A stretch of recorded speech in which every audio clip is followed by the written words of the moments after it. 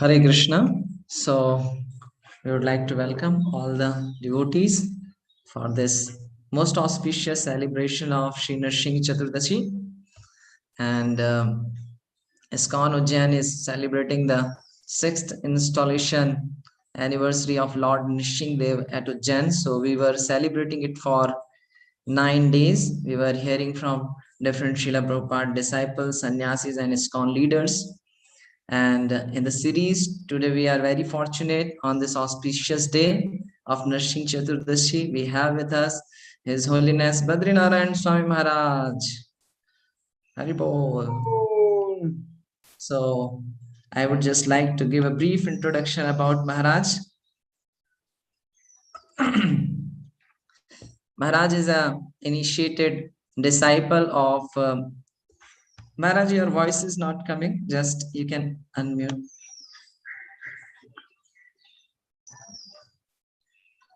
Maharaj, your voice is not coming. You are mute. Yeah. Now is my voice coming? Now, Maharaj, it's okay. Now, Panchakalpadibhasa Kripasinduyevacha Patitanam Pavanabhyo Vaishnavebhyo Namo Namaha. I am very embarrassed by long and windy introductions. So I can give yes, my own Maharaj, we can. Hello. I can share a brief introduction, Maharaj, if you. No, you can't. I'll give an introduction. Okay? Yes, Maharaj. Yes, Maharaj. Yes, Maharaj. I was a fool and a rascal, being kicked like a football by the material nature until I met Srila Prabhupada in 1969. I moved into the temple in Laguna Beach in 1970.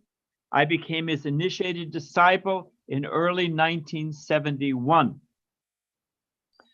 I have served as a temple president for a number of years. I have been on the GBC, ISKCON's governing body, since 1987. I have been a sannyasi, trying to be a sannyasi, since when? 2014, February. Took sannyas in front of Lord Nrsimhadev. And there it is. That's all you need to know about me. And it's my great good fortune that somehow or other the devotees have not kicked me away, but have tolerated me all of these years. So for that, I'm very grateful. So that's enough of an introduction. So let me ask another question. Can I ask you another question? Who's chairing this? Yes, Maharaj. Yes, Maharaj. This is Prema Dardas. Okay. So nice to see you. Now I know who you are. Now I see your bright face. I'm sure that I've chastised you in the past. So let me ask you this. How long is our time frame here? Maharaj, we can go up to 9 o'clock generally, but yeah, my question is generally, because devotees are very polite, but what is your usual program? That's a simple Maharaj, question. like 9 o'clock we have this class, and then after we'll have an offering of Tulsi to Lord Nrsimhadev. So the further programs are there. So you can continue till 9, Maharaj. We'll end before 9 o'clock, a little before 9 o'clock. So, and it's Bhagavatam class for you guys? Yes, Maharaj. I thought that I could show a little, just as a preface, a little PowerPoint about Lord Nrsimhadev, and then we'll have some talk, and then we'll have some questions and answers. Is that okay? Yes, Maharaj. I hope so. Okay, so let me see here. Let's share my screen. And let's go here. And let's go, hold on a second. Let's make sure. Which one are we sharing? Hold on. Okay.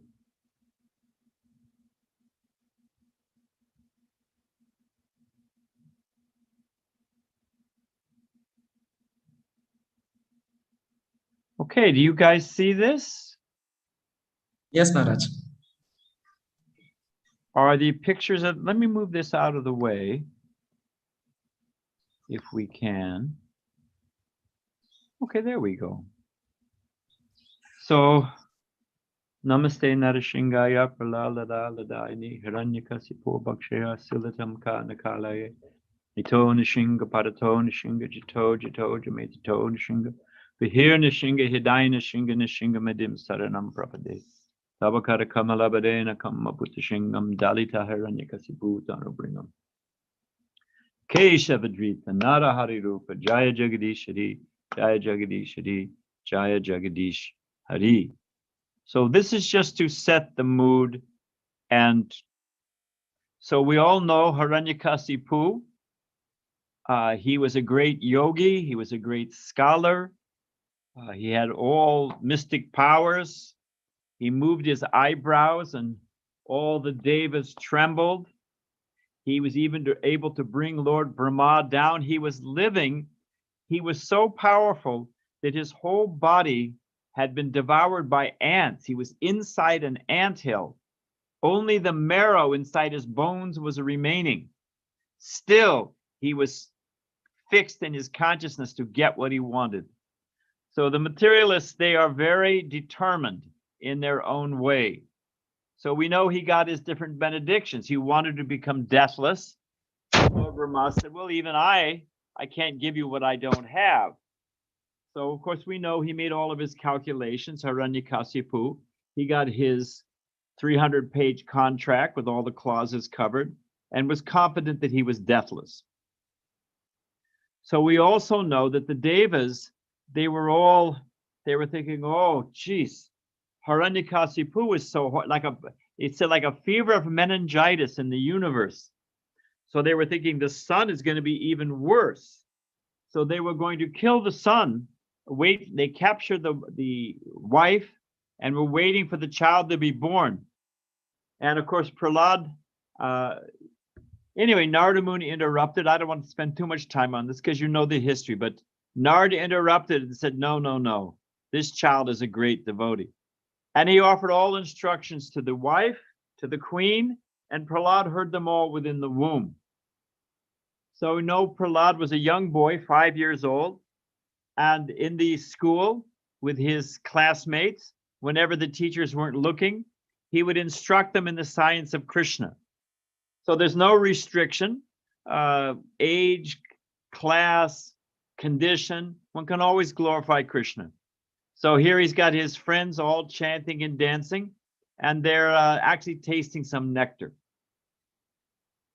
Of course, Hiranyakasipu became outraged that where did you learn these things? And you know the story.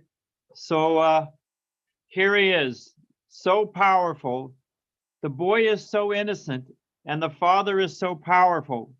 The boy is completely peaceful, and the father is furious and terrified. We'll talk about that in a moment. So we know Prahlad was tortured in so many ways. He's the exemplar for smaranam. You know, it's easy, like Prabhupada said, you can teach a parrot to chant Hare Krishna. We've actually got a parrot here. He's a gray African. His name is Sukadev. Belongs to some householders. And he can chant the Hare Krishna mantra. But if a dog comes to attack him, bark, bark, bark, bark, he forgets all about chanting Hare Krishna. So it's easy to remember Krishna when things are easy, smooth, when Krishna is fulfilling our desires and, oh, God is good to me now. But in difficulty, that's the real test. Chanakya Pandit says, and Prabhupada quotes, that gold is tested as gold is tested by rubbing on a jeweler's stone. The characteristics, the qualities of a person are tested when they're put into adversity. So here we have Prahlad tortured in so many ways, but he simply took shelter of Krishna. So he's the exemplar, he's the Mahajan for remembering. This is a picture from a Hovalam. This is a portion of the stamba or the pillar that Hiranyakasipu is your Lord here, and Lord Nrsimhadev came out. So it gives you an idea of the proportion and size. So this is in Andhra Pradesh, Ahovalam. Of course, we know all the benedictions were kept intact. And just because it's purifying to say, he wouldn't be killed on air, sea, land. He's killed on the lap of the Lord, which is transcendental. He wouldn't be killed inside or outside. He was killed on the doorstep. I wouldn't be killed by daytime or nighttime. He was killed as the sun was setting at dusk time. You know, everything was kept intact so that anyway, we'll get into it in a second, but you can't cheat Krishna. We have our plans. I was in the room, Prabhupada said, I have my plan, you have your plan, but Krishna has his plan. Even the Christians in their Mahavakyam, the Lord's Prayer, they say, thy kingdom come, thy will be done. The will of Krishna, that's what gets done. So, and here's Lord Nrsimhadev. After finishing off Hiranyakasipu, he took care of the rest of the, and he's fear for fear personified and death to death. It's described that in this scene, you can imagine, I mean, we can't even imagine, huge Lord Nrsimhadev just shredding everything. When he was in this form and fighting Hiranyakasipu, he lost sight of Hiranyakasipu. It appeared that Hiranyakasipu had disappeared. It's described in the Padma Purana that what happened is Lord Nrsimhadev was so big that Hiranyakasipu got stuck under one of the nails, one of the fingernails of Lord Nrsimhadev. Lord Nrsimhadev shook him out and then you could see him. So it just gives you an idea of the actual scale. I heard Prabhupada describe this. And it's also described by, in the Navadip Dham Mahatmya. It's described that after the fighting, I mean, you can look at this scene. Prabhupada describes it as the brief surgical operation, which the patient did not survive. So a very ghastly scene, and Lord Nrsimhadev was covered with blood. So after killing Lord Nrsimhadev and being pacified by Prahlad, they bathed. This is a place in Shingapole, and this is near our Navadvip, near our Mayapur temple. And it's Prabhupada described that after being bathed, they engaged in water sports. And you had the demigods on one side, and you had Lord Nrsimhadev and Prahlad on the other, and they had big water fights. So this is that place. The Lord he's enjoying pastimes. Of course, we know our Lord Nrsimhadev in Mayapur. There's different forms of Lord Nrsimhadev. Householders, they worship Lakshmi Nrsimha, peaceful, pacified Lord Nrsimhadev. But for protection, it's Ugra Nrsimha in his horrible form, just as he's jumping out of the pillar and about to grab, he's anger personified. So this is our Mayapur Lord Nrsimhadev. This is, especially in South India, we find Lord Nrsimhadev is worshipped. He was the presiding deity of the Vijayanagar kingdom. This is Hampi in South India. This Lord Nrsimhadev is probably about 30 feet tall. So throughout tradition, and we'll talk about this in a minute, the devotees take shelter of Lord Nrsimhadev. He's terrifying for the materialists, but the devotees, we'll get into it. To give you a sample of the mood, all over South India in particular, you have these beautiful temples of Lord Nrsimhadev. This is in Karnataka, this is Melakot, and the deity was installed by Prahlad Maharaja. Ramanuja Acharya stayed here for 13 years. So you can just feel the vibration of powerful Lord Nrsimhadev. One of the names for Krishna, he's the Lord of opposites. He's the larger than the largest. He's smaller than the smallest. He walks and does not walk. So Krishna is all things. So Prabhupada gives the example of the cat and the kitten. That the cat has, you can see Lord Nrsimhadev's sharp teeth. When these teeth were made, just as, I don't want to spend too much time. We'll get back to it.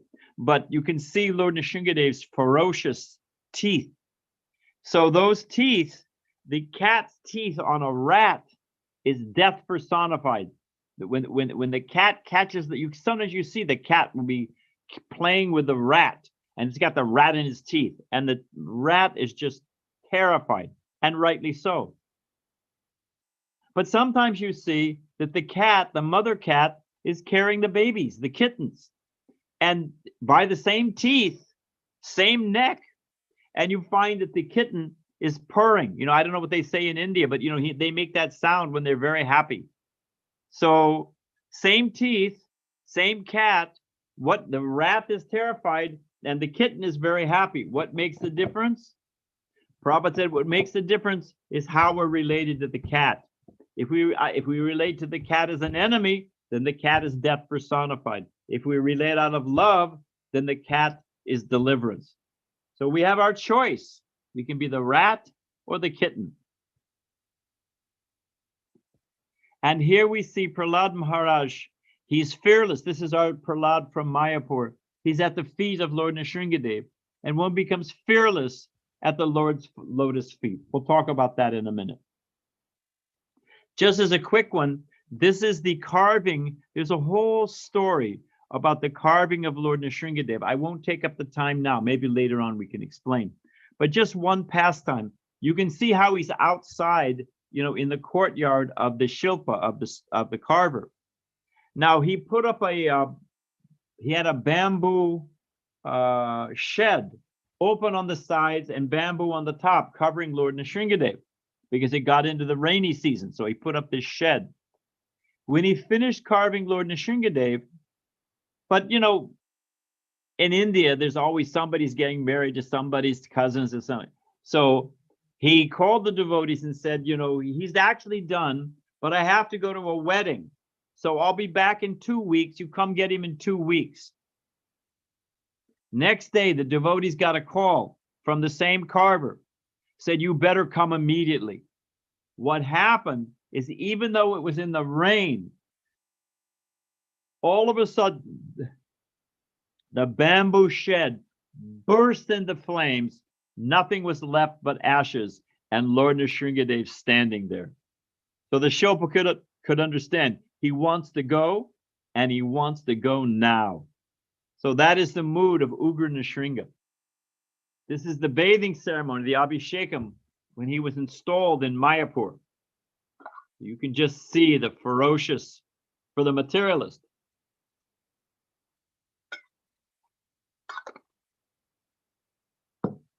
So we'll end with 2 prayers and then we'll start the talk. This is by Srila Bhakti Vinod Thakur, and it's a theme I want to talk about. Within my sinful heart, the 6 enemies headed by lust perpetually reside, as well as duplicity, the desire for fame, plus sheer cunning. At the lotus feet of Lord Nrsimha, I hope that he will mercifully purify my heart and give me the desire to serve the Lord. And the next is a prayer by Prahlad. I offer my respectful obeisances unto Lord Nrsimhadev, the source of all power. O my Lord, who possesses nails and teeth just like thunderbolts, please appear in our heart and drive away our ignorance, so that by your mercy we may become fearless in the struggle for existence in the material world. We have, if we're honest with ourselves, the first step in curing a disease is a proper diagnosis. And if we actually understand the reason we're suffering is what's in our heart, lust, greed, anger, envy, sheer cunning, as it's described here, these are the actual causes. It's not the conditions. Conditions are always changing. It is our consciousness that causes us happiness or distress. And we may think, well, if we're honest with ourselves and look in our hearts, certainly I can speak for myself, how will I ever overcome these things? Lifetimes of conditioning. How will I become free? But we should understand my stack of sins may be powerful, but nothing's more powerful than the nails and teeth, like thunderbolts, of Lord Nrsimhadev. He can shred all the inauspicious things within my heart. He's a papavidyam, like the sun can purify even the most contaminated place. A urinal, a place where people pass stool, left long enough in the sun, it will become purified by the antiseptic rays of the sun. So we can pray to Lord Nrsimhadev, please, on this auspicious day. These days are portals. They're like channels that open up that mercy can flow down. That mercy is always flowing, but especially on these holy days. So we can pray to Lord Nrsimhadev, please pull these things out of my heart. Okay, so that's that. Let's talk a little now. Let's go back. I can see all of your bright faces. Okay. So let me talk a little philosophy. And then we'll get to practical application. And I have a question. Actually, I'm going to end in enough times to ask some questions. So while I'm speaking, if you folks, you kind Vaishnav audience, please be thinking of a question or two to ask me. Did you hear that? Yes, Yeah. Maharaj. Please think of some, that's funny. I saw Upendapriya. So please, yeah, think of some questions because it'll engage your intelligence. And also, and everybody thinks, oh, the man next to me, he'll think of a question, so I don't have to. No, I'm going to call on you. So be ready, be ready for a question or two. So the materialists, as I was saying, that we're just the opposite of the materialists. The Lord is the opposite. We're the opposite. Our view of the world, everything's the opposite. So the materialist view of existence is that the universe is silent.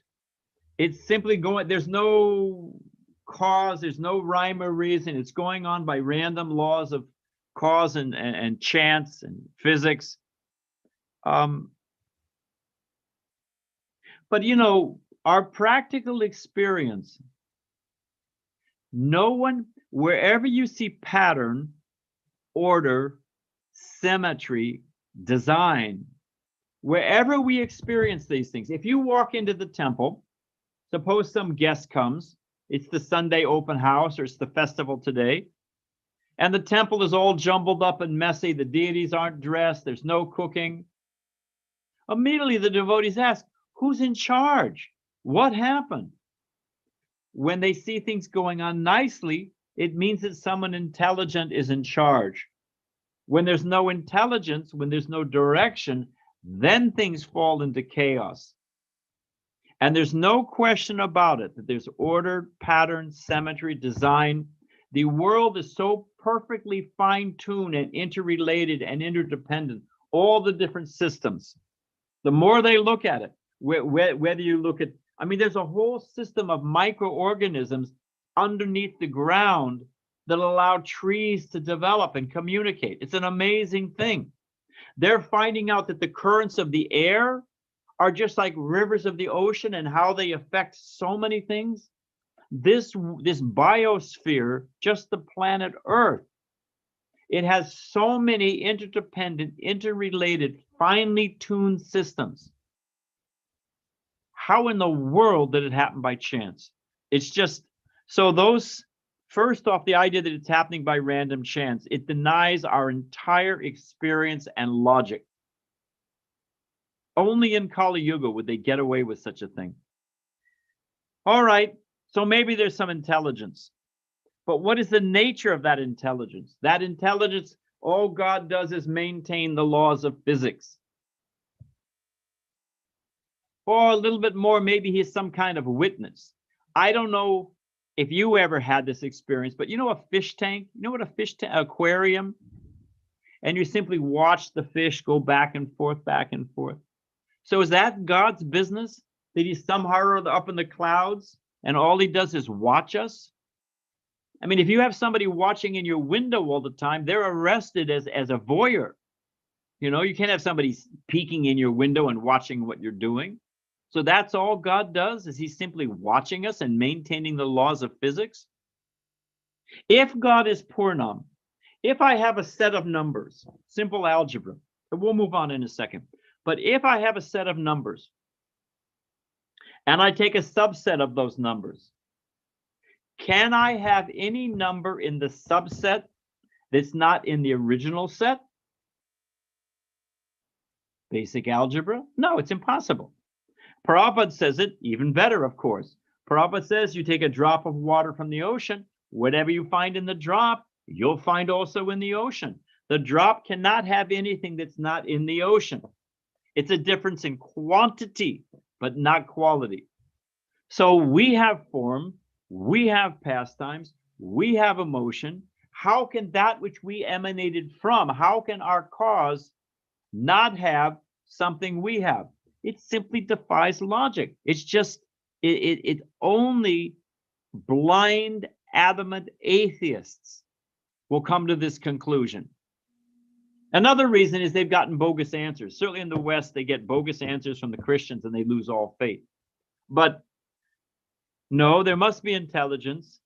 That intelligence must have a form, must have pastimes, must have activities. All right. So he's an old man with a beard. You follow, we're making a progression here. From it's all happening by chance. Gradually, there's some intelligence. All right, maybe there's some form, but because God is the oldest Purana Purusham, Brahma Samhita says, so it must be an old man with a beard. Now, let me ask you a question. I'm looking at all these nice young brahmacharis. If I could wave a magic wand and make you 90 years old, would you take it? Actually, to tell you the truth, I'm 69. I would much rather be 69 than go back. The only reason I'd like to go back, I'd much rather have my consciousness and a little burned out body than have a passionate, healthy body and not have Krishna consciousness. But if I could have both, so the point is that no one likes to become old. There's so many miseries, so many difficulties. So God is an old, and you don't find anyway. The point is that Brahma Samhita says, yes, he's Adi Purusha, he's Purana Purusha, but what's the very next line in Brahma Samhita? Nava Yovanam Cha. This again, the Lord of opposites. He's the oldest, and yet he's always a fresh youth, and that makes sense. We're not on blind faith. We're not sentimentalists. We are not wishful thinking. If you strip aside all emotion and all sentiment and simply look at the matter logically. I was on a morning walk one time with Prabhupada, and Prabhupada was making this case. And someone said, well, Shastra said, Prabhupada said, don't bring in Shastra. We are talking logic. Of course, everything we say is based on Shastra. Everything is confirmed on Shastra. No doubt about it. But in Kali Yuga, sometimes you have to go for simple logic. And the simple, clean logic, there must be a transcendental person. All right. So if we accept the Vaishnava view, hopefully we establish this principle, that God is active, interactive. That's the key point I want to make, that Krishna or God is interactive. He's not simply maintaining the laws of physics. He's not they call him deists, that God wound up the world, creation, and got it going, and now he's at a distance from it. But the Vaishnavas understand that Krishna is intimately involved in the lives of devotees. Sure, he has his pastimes, he has his gopis, he's busy like that, but Krishna is involved in the personal care of each of his devotees. Prabhupada tells the story about Akbar, Maharaja Akbar, and Akbar had a birbal with his Vaishnav prime minister, advisor. So Akbar said, I don't understand. If God is equal to everyone, why do you say you're Krishna? He's particularly favorable to the devotees. This doesn't make any sense. How can God show favorites? I don't accept this. There's some fault in your Bhagavad Gita. So some time went by. If you've ever been to Red Fort, or same thing also in Fatehpur Sikri, they have all those gardens and water channels. So picture the gardens and water channels, canals with water. So Akbar's walking in the cool afternoon with all of his, retinue of followers.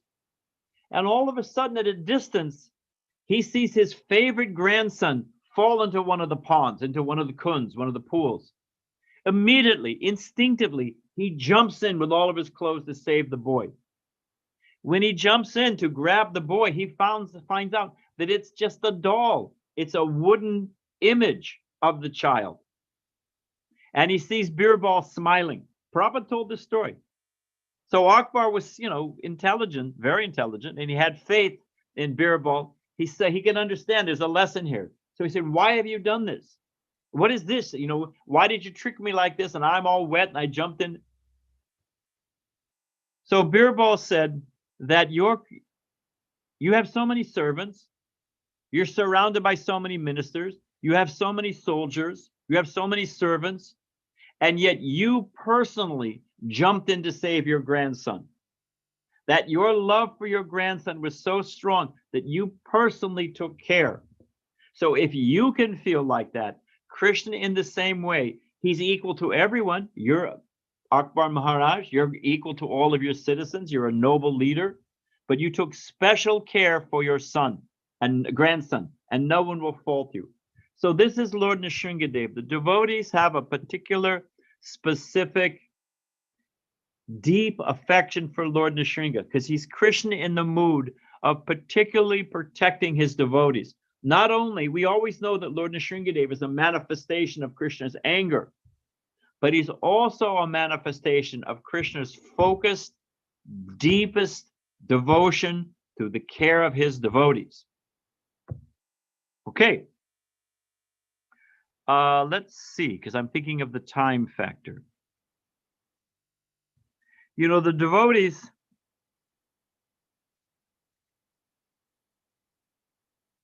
if we do a little compare and contrast,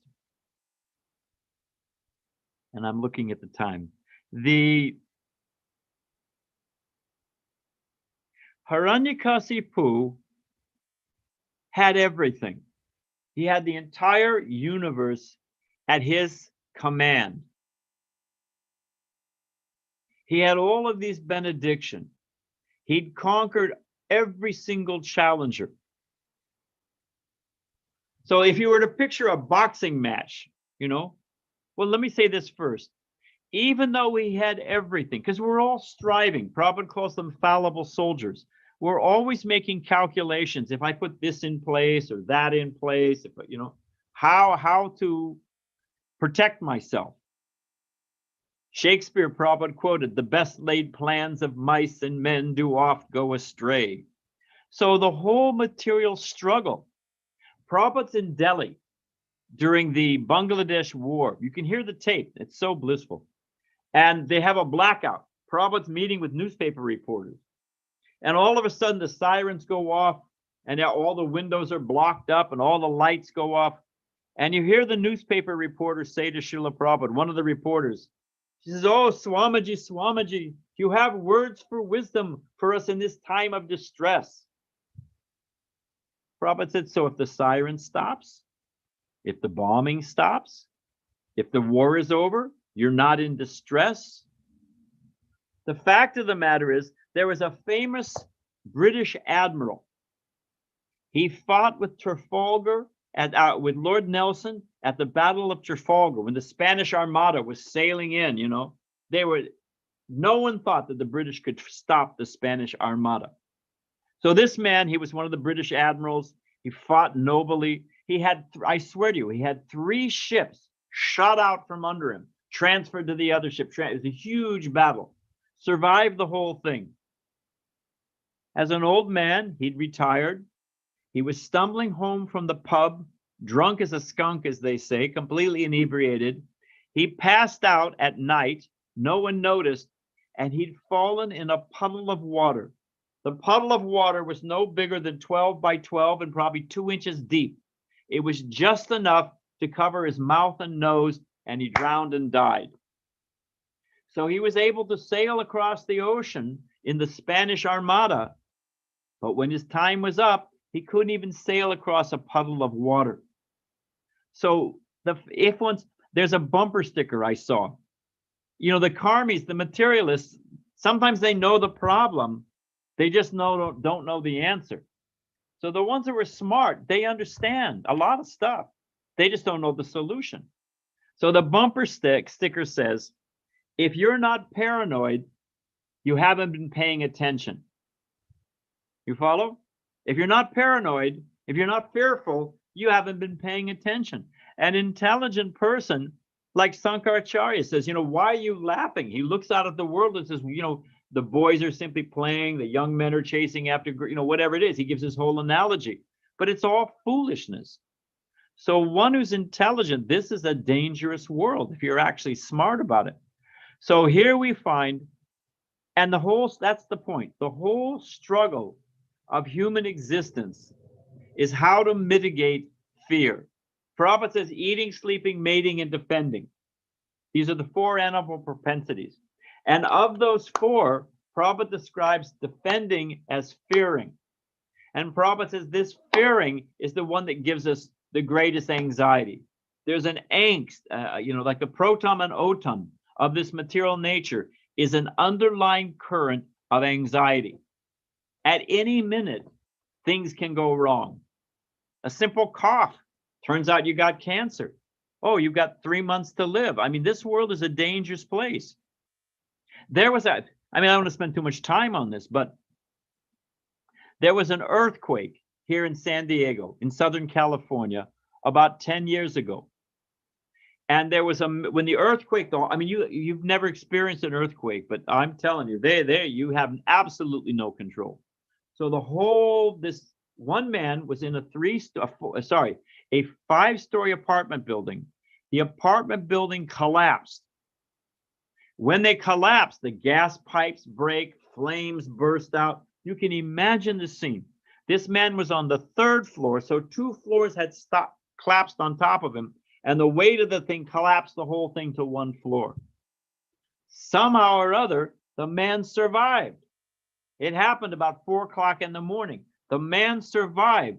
He's there in his night clothes, his pajamas, and he's standing out on the street, looking at the collapsed building bursting into flames and thinking, man, am I lucky? Not really. As he was standing out there looking at the building, a fire truck came around the corner to put out the fire, ran over him and killed him. I mean, I don't want to be, you know, pessimistic, but this is the material nature. Prabhupada said, one of the first things I heard Prabhupada say is that no one gets out of here alive. Nobody. Pavarga. And ultimately, the coup de grace is at the time of death. So we have the whole struggle as exemplified at the apex, Hiranyakasipu. He actually was successful. We won't be successful with most of our plans. You know, our little petty little plans were crushed at every moment. Hiranyakasipu got to the top of the pile. And yet we find that he was completely in anxiety. He was fearful. He was in anxiety. So much so that he would turn on his own little son. Now compare and contrast. We have Lord Nrsimhadev, we have Prahlad Maharaj.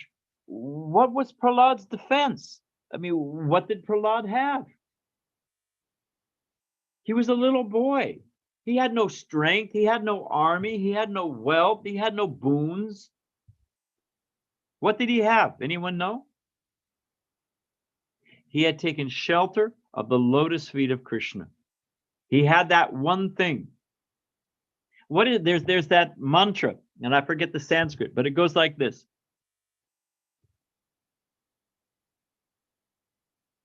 If I have Krishna's blessings, what are the need of other blessings? If I don't have Krishna's blessings, what are the need of other blessings? Or we could say it this way. If I have Krishna's blessings, what is the use of other blessings? If I have $1 million, all my $10 problems are solved. But on the other side of the coin, I can have everything. I have all other blessings. But if I don't have Krishna's blessings, in the ultimate issue, I've got zero. So we can compare and contrast. Hiranyakasipu has everything. Prahlad has only one thing. And who was fearless? Who was compassionate? Who was completely peaceful? Who was actually happy? Who was completely content, Atmaram, and simply thinking about the welfare of others? Sweet Prahlad. So which state of mind do we want to be in? Do we want to spend our whole life trying to stack up material nature to be defeated ultimately? Or do we want to simply take shelter of Krishna? That's intelligence.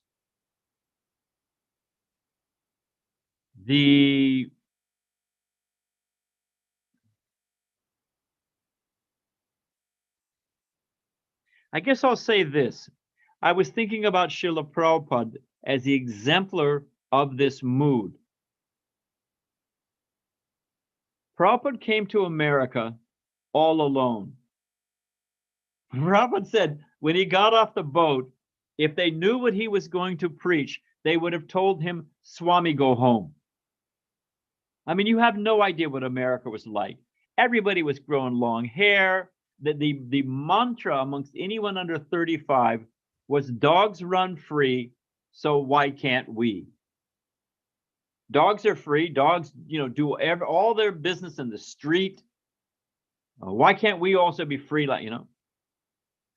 So Prabhupada was walking. Achyutananda Prabhu told me this. Prabhupada's walking in Calcutta. In Calcutta, there's the Cross Madan. I forget the name of it, but it's a big park area. And built in that park area is the Victoria Memorial. It was built for the, some jubilee of Queen Victoria. You can Google it. It's like 160 feet. I don't know how many meters, but it's like a 14-story building. It's very, very tall. It's a big thing, modeled after the Taj Mahal. So Prabhupada says he's on a morning walk. The devotees walk by it. And Prabhupada says that as a young boy, he'd climb to the very top when they were building it. Now, you've seen in India and so many other places in the world, they make the scaffolding out of bamboo. You ever seen that big scaffolding out of bamboo all lashed together? By the time you get a couple stories up, that thing is creaking and quaking and shivering. It's a very, and can you imagine a small boy, probably doesn't mention his age, but let's say 10 years old. Can you imagine climbing all the way to the top of that thing? It's creaking and shaking and blowing in the wind. So the devotees say to Prabhupada, they say, Prabhupada said, I climbed to the top. They say, Prabhupada, you must have been very brave. Prabhupada's response, and I am still brave. Otherwise, how have I come to your country all alone? But then Prabhupada said, actually, I was never alone. My Guru Maharaj was always with me. Krishna was always with me. I was sitting in the room one time. Prabhupada said, you think you're sitting on the floor? I'm sitting in the hand of Krishna. So this, for a Vaishnava, they become fearless. And it's not a sentimental foolishness. Rather, the idea that I can become fearless by taking shelter of the provisions of material nature, that's foolish. And to simply take shelter of Krishna. Prabhupada said, I have my plan, you have your plan, and Krishna has his plan. So if we just dovetail ourselves, the intelligent thing to do, Prahlad Maharaj says, do any of you, my fellow devotees, do any of you set out looking for pain? Any one of you, just let me just hit myself in the head with a hammer. Do we have any closet masochists here that want to out themselves? No, everybody is looking for happiness. Prabhupada points out, even the tiny ant, the ant's moving, you put your finger, he'll go this side, he'll go that side. He's in the plant will turn towards the light. Anamoya, pranamoya, jnanamoya, vijnanamoya, whatever the level of consciousness, however they may define it, Every living entity is seeking happiness, pleasure. That's the bottom line common denominator. You know, like you can reduce whatever it is, 32 64ths. You can divide it to 16 32nds. You can divide it to 8 16ths. You can divide it into 4 8ths. You can divide it to 2 4ths. But ultimately, you get the lowest common denominator, 1/2. So in a similar fashion, what is the lowest common denominator? The common denominator of all human experience and desire. Everyone's looking for happiness. Now, nobody's looking for distress. There's a few with some kind of mental neurosis, but the rest of the people are not looking for it. Now, Prabhus, Matajis, do any of you ever experience distress and unhappiness? I mean, I'll be honest, I have moments of distress and unhappiness. So Prabhupada says, just as anyone know, of course, you're all muted and all that stuff, so I guess I'll answer. Just as we should use the same measure. That's the point. Just as unhappiness comes without seeking it, what is the other logical side of the coin? Anyone can say? Premavatar. What will happen? Unhappiness comes unsought. What can we say about happiness?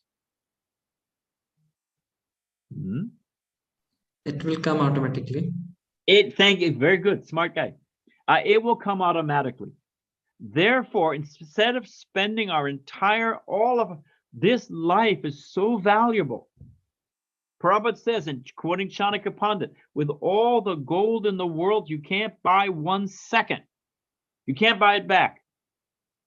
So this most valuable thing, our life, our free will, we should invest it in what will come automatically and what will go without, we have no control. The Buddhist, Krishna says the material nature is constantly mutable, right? Always shifting. The Buddhists, which come out of the Vedic tradition, the Buddhists say nothing is certain but change. Now, if my happiness is based on, I mean, let's just connect the dots. Like when you're a kid, you know, you connect the dots and it makes a picture. We're not talking sentiment. We're not talking blind faith. Just connect the dots. If my happiness is based on conditions, and conditions are ephemeral and always changing, then what can we say about our happiness? Our happiness will shift. It will change. Happiness based on conditions is guaranteed for disappointment. But if our happiness is based on our consciousness never, we can serve Krishna. I mean, there's so many stories. If we have some time, we can tell later on about devotees. You take the devotees in the USSR under the communists, what they were suffering under, they were completely fearless. So in the mood of Prahlad, if we just fix our mind and let me serve Krishna, let that be the focus of my endeavor, happiness will automatically come. In fact, that happiness will be there at every moment. Prabhupada wrote me a letter personally. He said, as long as you chant 16 rounds, you follow the regulative principles, in due course, you will become happy simply knowing Krishna is pleased. In other words, simply knowing that Krishna is pleased, that becomes the source of my happiness. Does anyone know, Prabhupada says, in the material world, what is the closest example of spiritual love? In the material world, what is the, who said that? Premavatar says mothers. Prabhupada said it because it's selfless. I remember I had a good mother by Krishna's grace, you know, and we were kids, foolish kids. We'd go to the beach picnicking. This kid would drop his sandwich in the sand, this, you know, whatever, you know. But my mother would give her sandwich. You know, just if the kids were happy, she was happy. And you see that so many times in mothers. They actually become, if the kids, you know, it's raining, they put the umbrella over the kid. They do, you know, and if the kid is happy, they are happy. This is selfless love. It's a shadow reflection of the spiritual love. If we become happy simply serving Krishna, patram pushpam palam toyam, we have a leaf, a flower, a fruit, a water. Prabhupada says, who can't get that? And even in the Chaitanya Charitamrita, Prabhupada says, even if you can't get that, if you're so poverty-stricken, you can't get a leaf, a flower, a fruit, or water, Prabhupada said you can fold your hands and cry, and Krishna will accept. So we can serve Krishna, and simply knowing that Krishna is pleased, that becomes our happiness. So I wanted to close with this, and then we'll take some questions. I do want to tell a modern-day Lord Nrsimha story. I'm not following this chat. I can't do that. So sorry.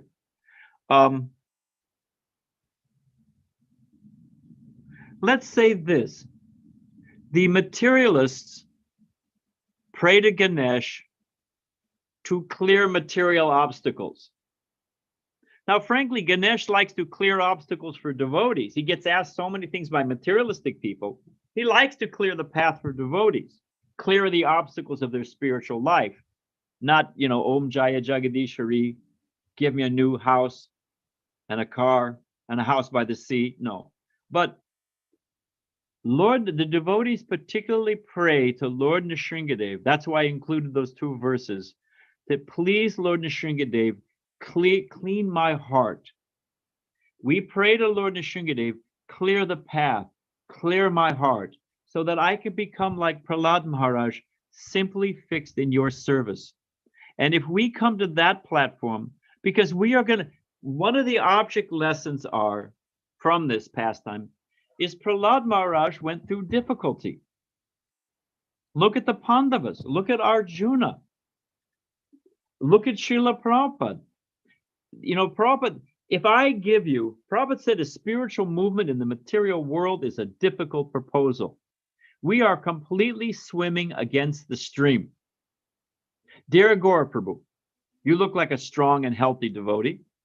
If I give you a lump of clay, a lump of coal, I give it to you, and I say, Prabhu, can you please clean this for me, make it nice and white? What will you say?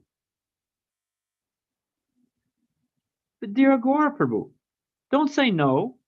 I'll give you a brush, I'll give you a bucket, I'll give you extra, handy dandy scrub all solvent. What's the problem? Just put some, as they say in America, put some elbow grease into it. Just work it hard. What will you say to me? It's not possible, Maharaj, because yes, you'll fold your hand and say, Maharaj, you're a sannyasi, therefore I have a duty to offer my respects. But frankly, what you're asking is not possible. Why is it not possible? Because you're a lazy fellow, or you don't have the right scrub? no. Think about it. What is the reason? The nature, the You character, know the answer. yeah, the characteristic and the nature of the coal is such that it will remain dark. Exactly. It is the very nature of the thing. Krishna describes, we don't eat karmi food or whatever, but if sometimes, if you're out there on traveling Sankirtan and you're, whatever, we look at the ingredients. You look at the ingredients and then you know what's in the package,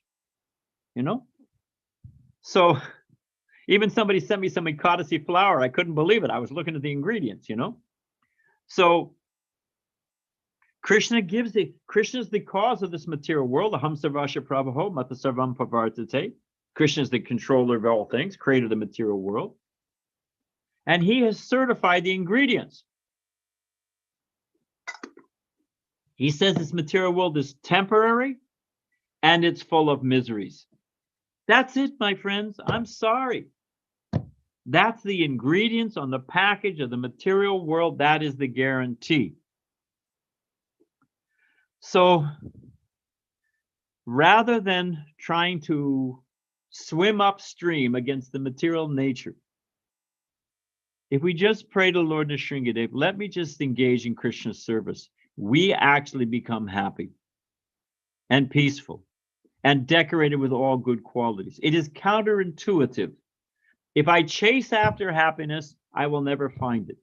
If I forget about personal happiness and let me just please Krishna, lo and behold, as a residual, wherever there's fire, there's heat and light. As a residual, devotees are fearless and free. I'll end with a story and then we can take some questions.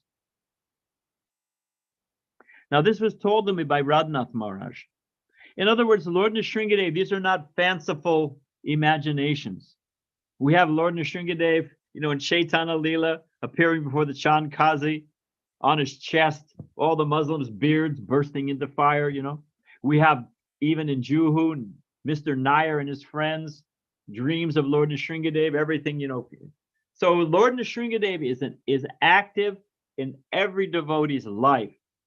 So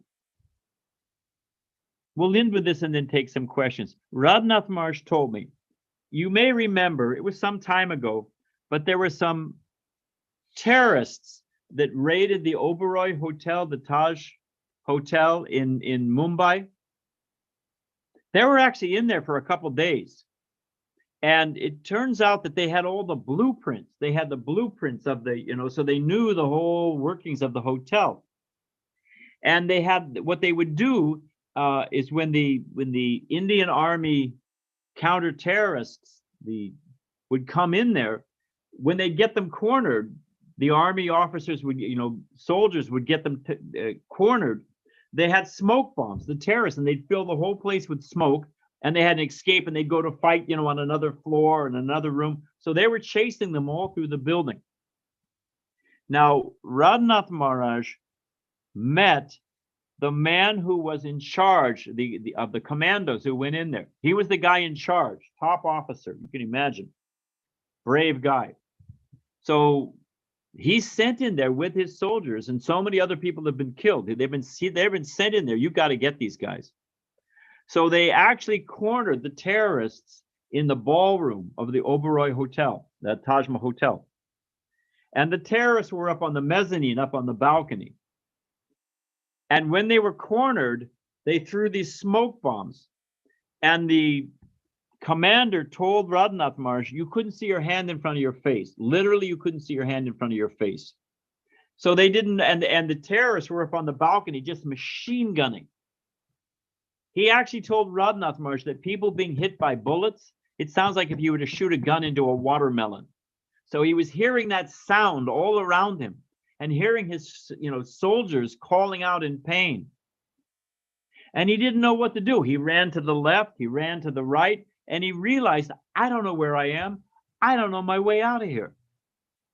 Now, a few days earlier, his sister, who was initiated devotee, disciple of Radhanath Maharaj, as a ringtone, she downloaded the Nrsimha prayers as a ringtone on this commander's phone. So when he realized, I can't see left, I can't see right, my fellow soldiers, they're all being killed around me, he just stopped and he turned on the ringtone. And he actually said he was praying, Krishna, just kill me. Don't cripple me. Don't paralyze me. If you're going to kill me, just get it over with and kill me. So he stopped in full surrender. After some time, the shooting stopped. The smoke cleared. You know where the man had stopped? He'd stopped right behind a column. He'd been running this way, where he had no idea the column was there. And he looked on the other side. The other side was pockmarked with bullet holes. And he thought, just as Lord Nrsimha came out of a pillar to save Prahlad, he put a pillar in front of me to save me. So Lord Nrsimhadev is real. But the main thing is he will protect us automatically. But the main thing is to pray to Lord Nrsimhadev, please, Lord Nrsimhadev, pull these anarthas out of my heart and let me just become like Prahlad, absorbed in your service. So we can end there. I'm looking for the time. Anybody have any questions? Did you guys do your homework? Now, how are we going to do this? Who's in charge? Premavatar, are you in charge? Yes, Maharaj, sorry. So you can just, if anyone has a question, they can raise their hand and then you can just unmute them. Okay, Maharaj, there is one hand raised. The devotees can raise their hand, those who are having question, those who are typed in the chat box. So first question is from Upendra Prabhu, so you can unmute and yourself. can I say this? Whatever you ask, it's okay. But it shouldn't be a second Bhagavatam class. People sometimes, it's so-called asking a question, but they really want to impress everybody with what they know, or they want to ask a stump the Swami question. They want to, who was the wife of the fifth Manu? And it should be based on the class, and it should be a question that actually matters to you. I heard Prabhupada, somebody asked him a question. Prabhupada says, why does that matter in your life? What difference does it make? The person said, oh, can you see Krishna? Prabhupada said, whether I can see Krishna or not is not the question. The question is, why can't you see Krishna? That's the question that should be asked. So I don't mean to scare anybody off, but, ask a real question. Hare Krishna. Now, who's the first brave one up at bat? Ashpru can ask the question. Hare Krishna Maharaj. Please accept my humble obeisance. Thank you, Maharaj, for this class. Just I wanted to ask Maharaj that you told about Ugra Nrsimha and Shant Nrsimha or Lakshmi Nrsimha. So, are there different prayers to be chanted in front of both of these deities? And if it is so, then what are those prayers? And the second, I'm not a. You can ask Nrsimha Kavacha, who's our ISKCON deity minister. You can ask Jananivas in Mayapur. There are some mantras that sannyasis chant, coming from Srila Bhaktisiddhanta Saraswati Thakur. But sufficient, you read in the Srimad Bhagavatam, you find a prayer to Lord Nrsimhadev offered by Prahlad. Also, there's when they visit all the different planetary systems in the 5th canto, there's a whole lot of nice prayers offered to Lord Nrsimhadev. So you find a prayer that speaks to you. It's not that we can just pull the right lever and turn the right knob and all of a sudden, like a pinball machine, everything will work out. You find what moves you and you pray. That's my humble recommendation. We have another question. yes, Maharaj. Can we have a photograph of Ugra Another Nrsimha? question from somebody else. You can ask later on, but let's get a variety. Yeah, another question is from Somesh Ratipur. Somesh Ratipur, you can ask. Hare Krishna Maharaj, Dhanvat Pranam. Maharaj, my question is that as a grahast, at our home we should worship which form, like Lakshmi Nursing form, or we can, if we are attached to Ugra Nursing form, then is it so? Which form should we worship, or any form of Lord If Nursing? you start the worship of Ugra Nrsimha, and at any point in time, generations forward, that worship is stopped. The family that stops it, and generations backwards and generations forward will be burnt like ashes. Ugra Nrsimha is meant to be worshipped by Naistika brahmacharis. And the Shilpa who carved our Lord Nrsimhadev, he wouldn't do it. He wouldn't do it because he said, if the worship of this deity, such a powerful deity, if it is ever stopped, my family will be devastated, generations will be devastated. Finally, his guru had a dream, the Shilpa's guru, of Ugra Nrsimha. And Ugra Nrsimha said, no, this is for ISKCON. They will maintain the worship. You can do it. And on that basis, on the instruction of his guru, the Shilpa carved our Lord Nrsimha. So why play around on some sentiment that, I feel? We don't know what we feel.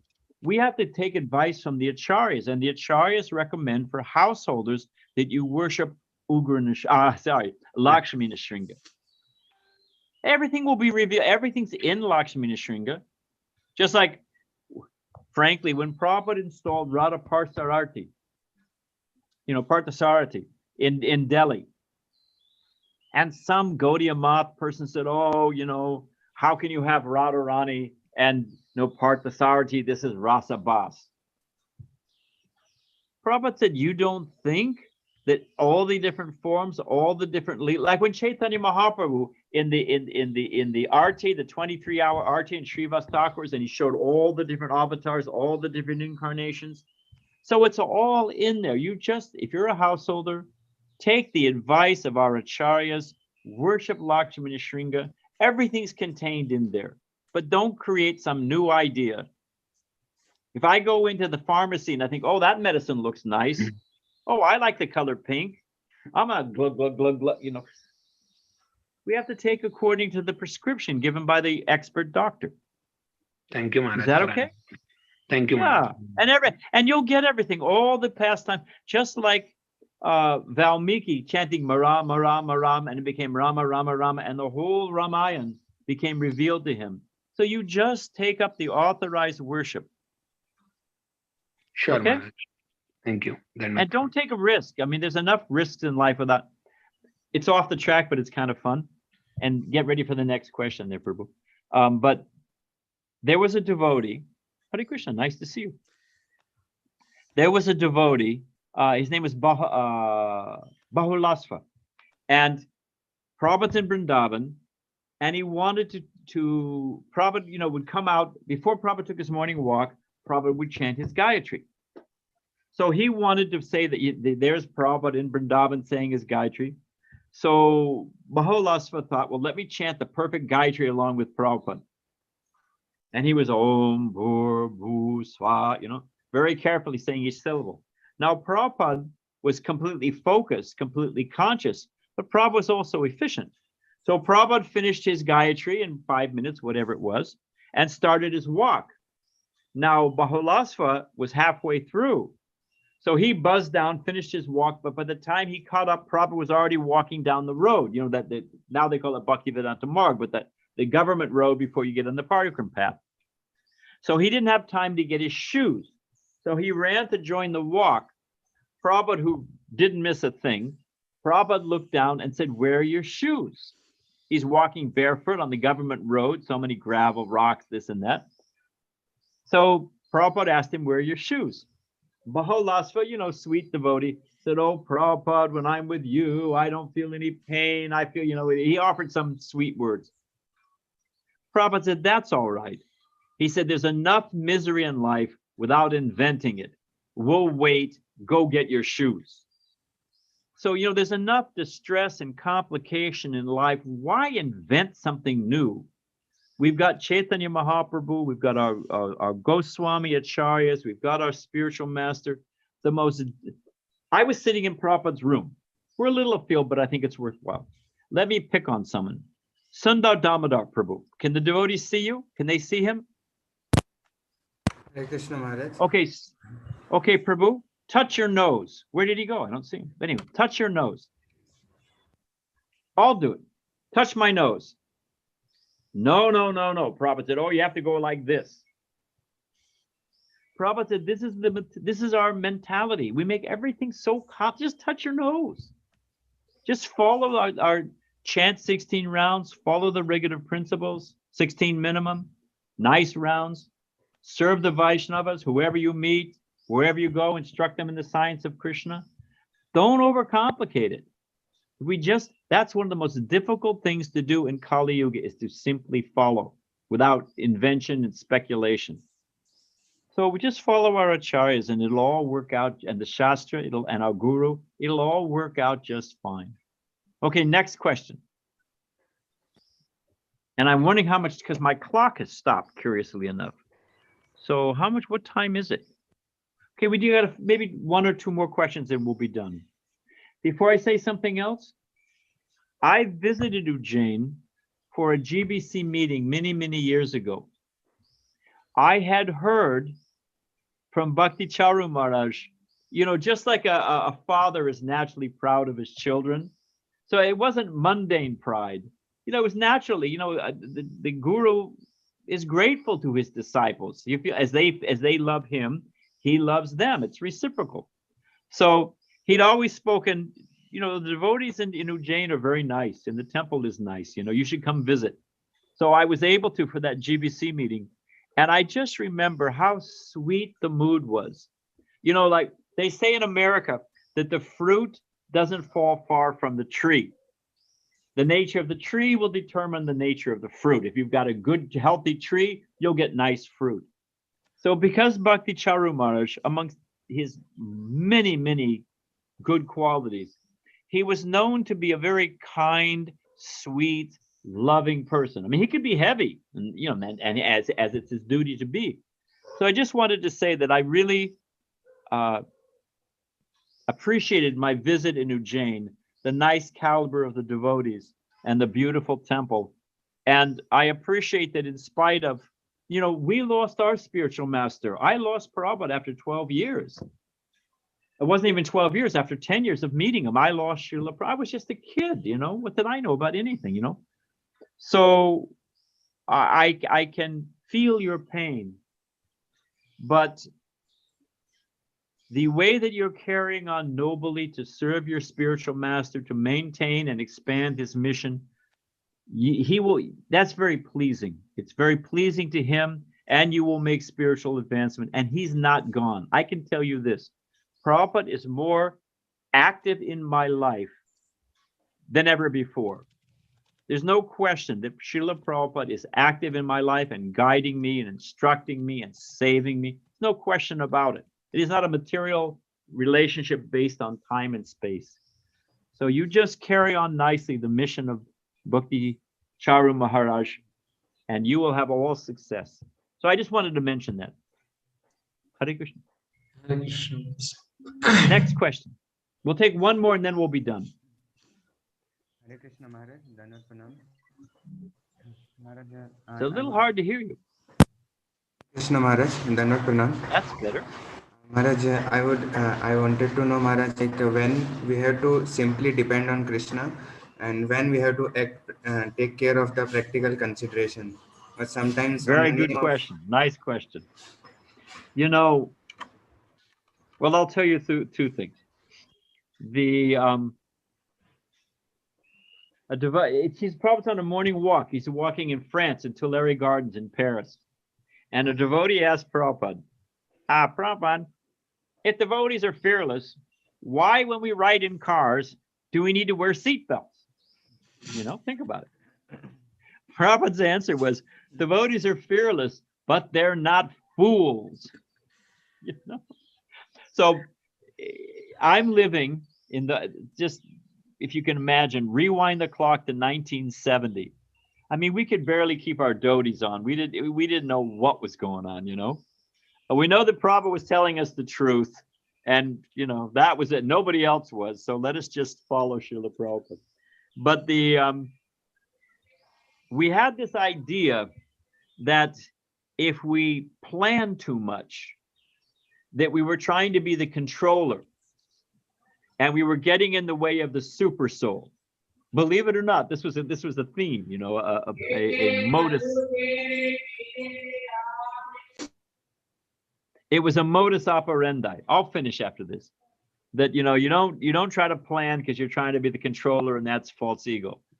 So if we went out on Sankirtan and we forgot all the books, Krishna must want us to chant all day. If we went out and we forgot the instruments, Krishna must want us to distribute books all day. If we went out on Sankirtan and we ran out of gas, thinking the E doesn't stand for empty but stands for eternal, and we ran out of, Krishna must want us to preach to someone here. We're out in the middle of a cow field. There must be some, So this was kind of our mood. Now, our Sankirtan leader, his name was Vaidyanath, very nice devotee, smart guy. And it just didn't sit right with him. He thought, this is Krishna's time, Krishna's energy. How can we best use it? So he asked Srila Prabhupada in a Bhagavatam class. I was sitting right there. And quite often, we were in such a fog that, we couldn't even get the question out quite right. But Prabhupada, like a child in broken language, but the parent can understand what they're trying to ask. So Vaidyanath, with this background, control, plan, false ego, guided by the super soul, what does this all mean? So he asked Prabhupada, what does surrender mean? Prabhupada's answer was, surrender means to use the intelligence Krishna has given you. So we use our God-given intelligence. There's the joke that the man, it's a Christian joke, but it's okay. A man there's a flood in a town, and a man's house gets completely flooded. So as the flood is coming up, a man comes in a car and says, get in my car, I'll get you out of here. He says, no, I'm depending on God. Okay, the guy drives off. The water gets higher and higher and higher. A man comes by with a boat, different man. Hey, get in, I'll save you. No, I'm simply depending on God. Okay, finally the water's all the way up to the roof. The man is on the roof. A helicopter comes. They lower a rope. They say, climb up, we'll save you. The man says, no, I'm depending on God. And the man drowns and dies. So when he goes to heaven, he says to God, I was counting on you. Where were you? I was praying to you. God says, what do you mean? I sent you a car. I sent you a boat. I sent you a helicopter. What do you want? So, Krishna is sending us help, but we have to use our intelligence. And frankly, that use of intelligence, that how to serve Krishna, that's when the bhav comes out. That's when the bhakti comes out. When we actually how to against obstacles and difficulties, we persevere. They say the devil's in the details. Devotion is in the details too. Talk is cheap. When we stay fixed in our service, that's devotion. So, Prabhupada knowing us so well, there's a famous letter when this person asked Prabhupada so many questions about Tulsi. Maybe you've seen it. They ask about 26 questions. Prabhupada answers 5 or 6 of the most important ones. And then Prabhupada says, and for the rest, use your common sense. So for the rest, you use your common sense. And then Prabhupada, knowing us so well, says, and if you don't have any common sense, ask someone who does. So we use our intelligence and we check with other devotees. We check with our seniors. We check with experienced devotees, and we take advice. That's another symptom of Kali Yuga. Nobody wants to take advice, I'll finish with one story, and then we really do have to finish. Prabhupada's story. So there's a tree. Picture a tree. I guess I'll do it this way. And there's a man. Here's a branch. And there's a man sitting on the branch, and he's sawing. Can you see? Here's the tree. Here's the branch. Man is sitting here, and he's sawing. Sit. What's wrong with this? So a friend says to him, hey, come on. You saw like that, the branch is gonna saw through and you're gonna fall and crack your head. Out of pride, the guy says, oh, you went to Woodcutters University and you know so much, and who are you to tell me what to do? Go ahead. So of course we know what happens. The guy saws, falls, bangs his head. The next day, he meets the man who advised him, don't do it like that. He's got a big bandage on his head. And the fool says, rather than admit that he was wrong, he says, oh, you're a great astrologer. You can see the future. So the point is that, we're so adverse to taking good advice, but use our intelligence, confirm with senior experienced devotees. What's the problem? It's not complicated, actually. All right, Prabhus, we should end there. I've got to go. You've got to go. Thank you very much for your kind association, for helping me remember Lord Nrsimhadev. And we can have a class again some other time. Is that okay? Yes, Maharaj. All right. All glories to Prabhupada. Thank you very much. Hare Krishna. ISKCON UJJAIN ki jai. Hare Krishna. So we are very thankful to Maharaj for taking out You're his going to time. offer all sweet words. I'm going to wave goodbye. Thank you. Okay. So we are very thankful to Maharaj for giving his valuable association on this auspicious day. Actually, Maharaj could not allow us to introduce a lot of things to say about Maharaj. So nicely he narrated Nrsimhadev pastime, so many teachings he gave. More hope all the devotees realized it. And like Maharaj is an embodiment of Srila Prabhupada pastimes. He can narrate so many Srila Prabhupada pastime. So just for one incident. So we are very thankful to Maharaj. We can chant one time Hare Krishna Mahamantra. Hare Krishna, Krishna Krishna, Hare Hare. Hare Ram, Ram Ram, Hare Hare. Hare Krishna. तो अभी ये programme खत्म नहीं हुआ है. सब लोग यहीं पे रहिए. कुछ अनाउंसमेंट्स हैं. जो नरसिंह चतुर्दशी प्रोग्राम है वो पूरे दिन हम मनाएंगे। यहाँ पे शेड्यूल दिख रहा है आपको। ये महाराज की क्लास हुई 8 बजे, 9 बजे शेड्यूल है। तो अभी we will continue the schedule. 108 tulsi would be offered to Lord, and then 9:15, sorry, not 9:15, but after that there will be